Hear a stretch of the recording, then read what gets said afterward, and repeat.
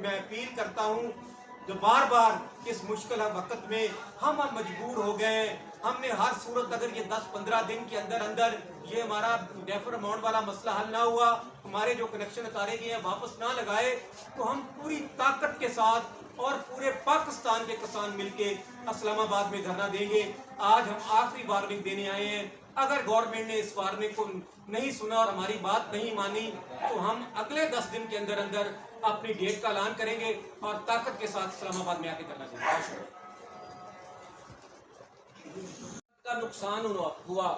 اور اس کے باوجود اب پھر گندم کا ریٹ جو ہے وہ کم کیا جا رہا ہے۔ اس کے ساتھ ساتھ دوسری تباہی جو بچائی جا رہی ہے کہ ہمارے گنے کے کاشتکار کا اس دفعہ انہوں نے اعلان کر دیا ہے حکومت پنجاب نے، پاکستان میں ہر صوبے میں ایک federal sugar cane control factories control act ہے جو کہ ہر صوبے میں